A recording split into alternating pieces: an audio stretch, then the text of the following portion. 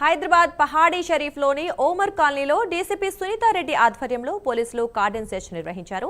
ఇందులో భాగంగా సరైన పత్రాలు లేని 70 బైకులు, 7 ఆటోలను సీజ్ చేశారు. అలాగే 39 లీటర్ల అక్రమ మద్యాన్ని స్వాధీనం చేసుకున్నారు. చట్టవిరుద్ధ కార్యకలాపాలకు పాల్పడితే చర్యలు తీసుకుంటామని డీసీపీ సునీతారెడ్డి హెచ్చరించారు.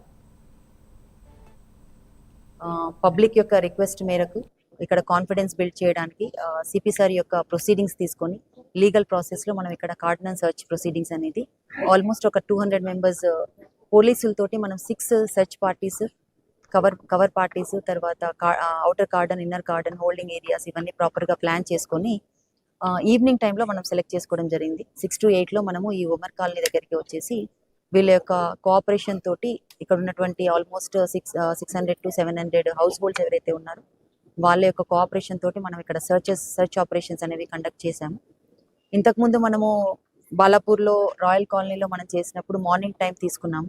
సో అప్పుడు వాళ్ళకి కొంచెము డిఫికల్టీ అనిపించింది మార్నింగ్ టైంలో వాళ్ళకి లేవడానికి కానీ లేకపోతే. సో అందుకని మనము ఈవినింగ్ అయితే అందరూ ఉంటారు. సో ఈ కార్డన్ సర్చ్ ఆపరేషన్స్ టైంలో అందరూ అవైలబుల్ ఉన్నప్పుడు వాళ్ళతో కూడా ఇంటరాక్ట్ అయ్యి వాళ్ళ యొక్క సమస్యలు ఏంటి అని కూడా తెలుసుకోవడానికి ఇది మాకు మంచి అవకాశంగా అనిపించి ఈవినింగ్ మేము రావడం, దానికి తగ్గట్టుగానే వీళ్ళందరూ కూడా మాకు కోఆపరేట్ చేయడం, చాలా మంది అవైలబుల్గా ఉన్నారు. మీరు కూడా చూడొచ్చు, చాలా పాజిటివ్ రెస్పాన్స్ ఉండింది, చాలా కోఆపరేట్ చేశారు.